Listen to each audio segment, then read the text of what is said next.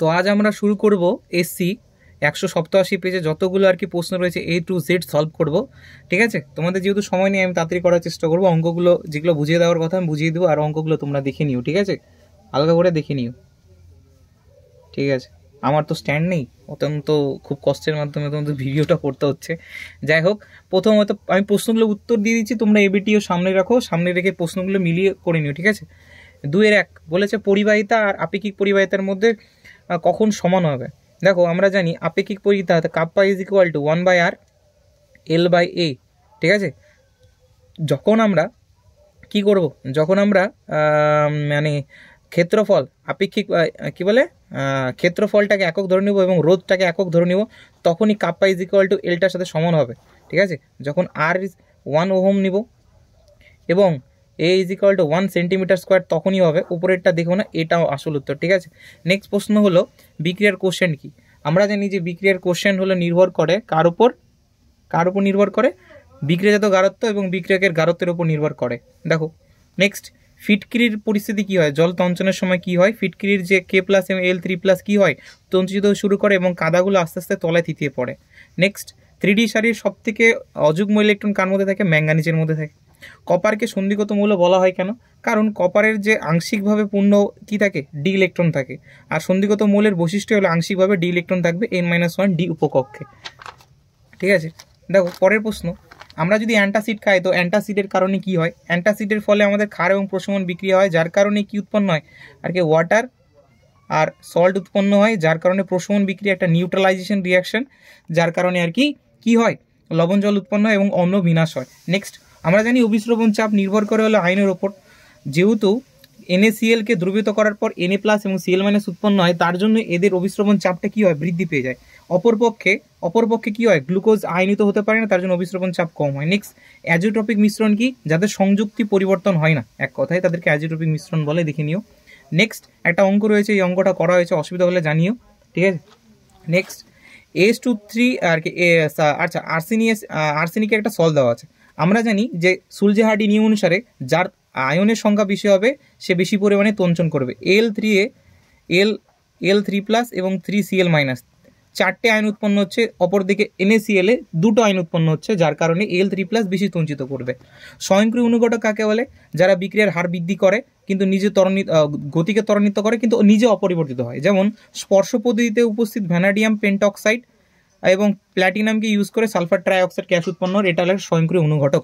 Next হলো নিকেলের চূর্ণে ভৌত দূষণ মাত্রা বেড়ে যায় কেন, কারণ আমরা জানি কোনো পদার্থকে আমরা যত পরিমাণে ভাঙবো তার পৃষ্ঠতলে ক্ষেত্রফল বৃদ্ধি পাবে, আর পৃষ্ঠতলে ক্ষেত্রফল যত বৃদ্ধি পাবে তার অধিশোষণের মাত্রা তত বৃদ্ধি পাবে, যার কারণে ভৌত অধিশোষণ বৃদ্ধি পায়। নেক্সট, সালফার ডাইঅক্সাইডের বিরঞ্জন ক্ষমতা বেশি কেন, দেখো সালফার ডাইঅক্সাইড যখন জলের সাথে রিঅ্যাক্ট করে তখন সালফিউরিক অ্যাসিড এবং হাইড্রোজেন জাইমান হাইড্রোজেন উৎপন্ন করে। ঠিক আছে, কিন্তু যখন ক্লোরিন জলের সাথে রিঅ্যাক্ট করে তখন উৎপন্ন করে, তখন HCl উৎপন্ন করে এবং জাইমান অক্সিজেন, যেটা খুবই পাওয়ারফুল।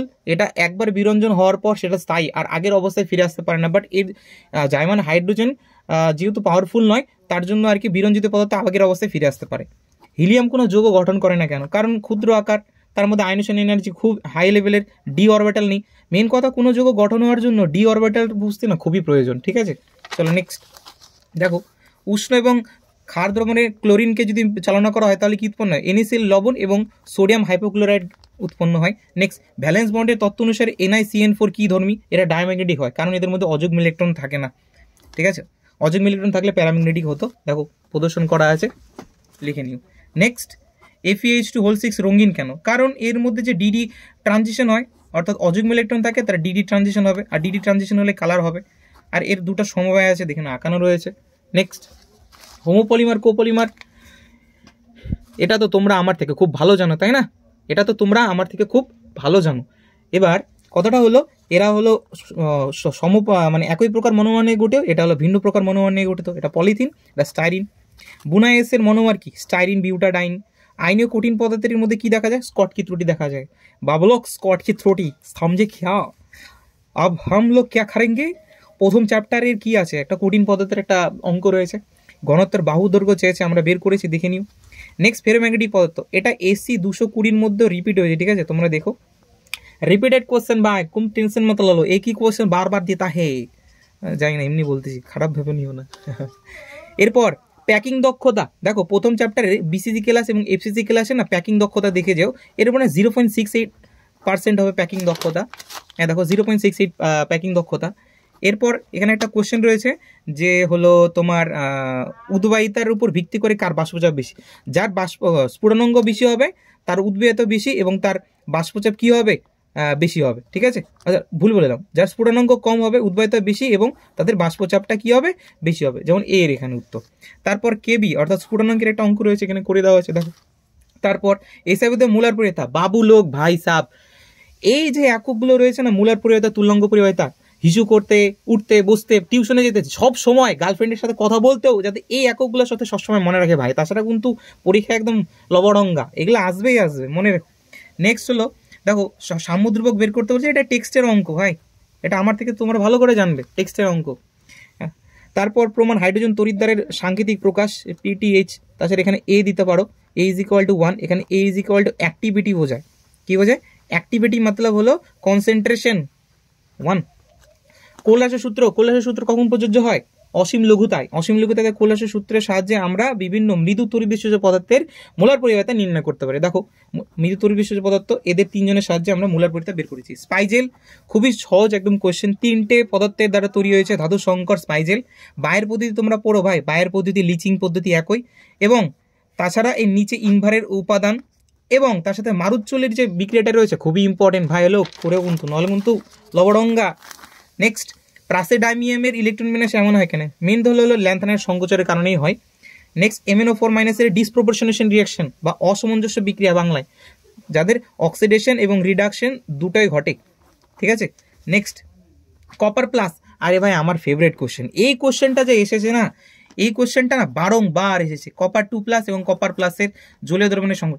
কপার 2+কে যখনই জলীয় দ্রবণে আর কি দিই না, তখন এদের হাইড্রেশন এনথালপি না বেড়ে যায়, আর হাইড্রেশন এনথালপি যেহেতু যার বেশি হবে তার আর কি সে জলীয় দ্রবণে বেশি স্টেবল হবে। নেক্সট ডাইক্লোরোমিথেনের ব্যবহার, ডাইক্লোরোমিথেন অ্যারোসেল পাত্রে স্প্রে, যে আমরা আর কি যে স্প্রে ট্রে করি না, সে স্প্রের মধ্যে থাকে। তাছাড়া ক্ষতিকর প্রভাব কি, সিএনএসকে ড্যামেজ করে দেয়, সেন্ট্রাল নার্ভাস সিস্টেমকে একদম খতম, ঠিক আছে। নেক্সট ক্লোরোবেনজিন এনে কি বলে খাদ্যদ্রব্যের সাথে বিক্রিয়া করে না কেন, মেইন তো তুমি এটা দিতে পারো যে ক্লোরোবেনজিনের যখন সিএল আছে যখন বেরিয়ে যায় তখন উৎপন্ন হয় এরকম একটা রিং যেটা খুবই অস্থায়ী, তার জন্য ওরা খাদ্যদ্রব্যের সাথে, এবং তাছাড়া এই সিলভার নাইট্রেটের সাথে রিয়াকশন করে না, এটাও একটা কারণ হতে পারে। তাহলে আরও কারণ রয়েছে, 3টে কারণ রয়েছে।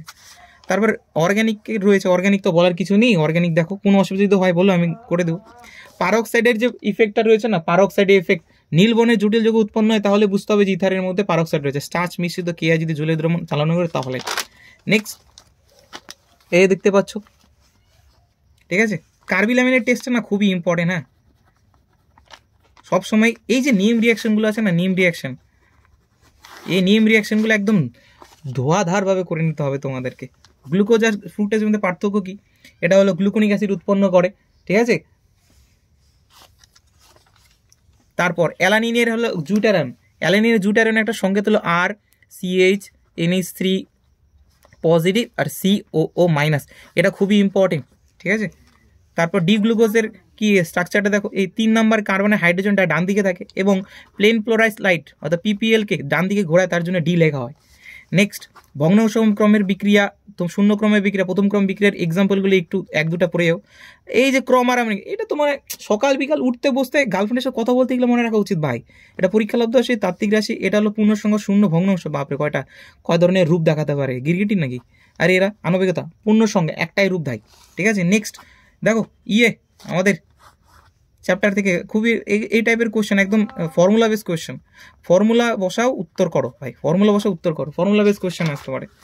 নেক্সট দ্বিতীয় ক্রম বিক্রিয়ার একটা রয়েছে, কি বলে একক রয়েছে দেখতে পাচ্ছ, তারপরে গ্রাফ টাইপের একটা রয়েছে। তারপর টি হাফ বের করতে বলেছে, এই যে PH3 ফসফিনের এই অঙ্কটা, ঠিক আছে।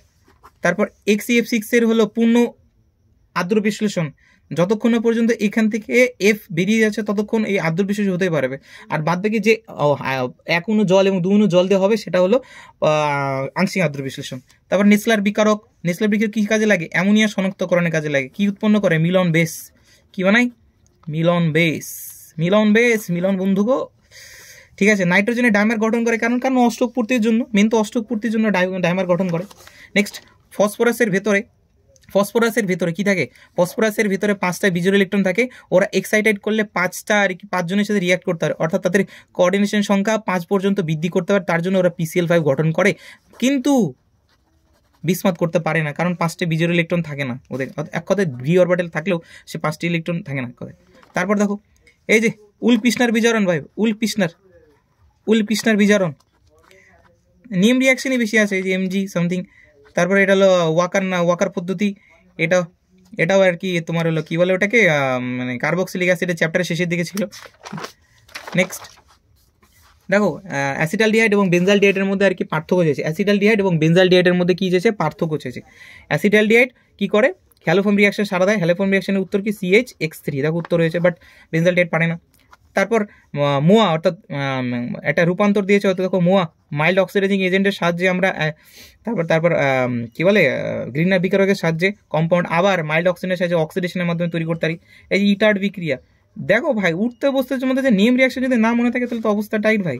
পরীক্ষা হলে হদদম্বের মধ্যে দাঁড়িয়ে থাকতে হয়। মেলানি গেস্টার লাস্ট এটাই, ঠিক আছে, খুব তাড়াতাড়ি করলাম, কিন্তু শেষমেশ এটাই বলবো, এত তাড়াতাড়ি করার একটাই তাৎপর্য দেখো ভাই, তোমাদের টাইম নেই, ঠিক আছে, তোমাদের হলো টাইম নেই, তার জন্য আমি করালাম।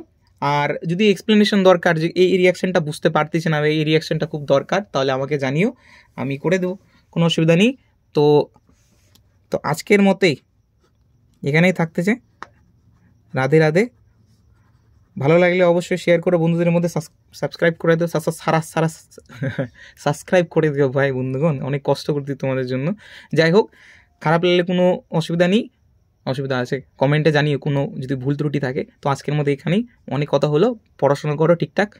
Radhe Radhe, tata, bye bye.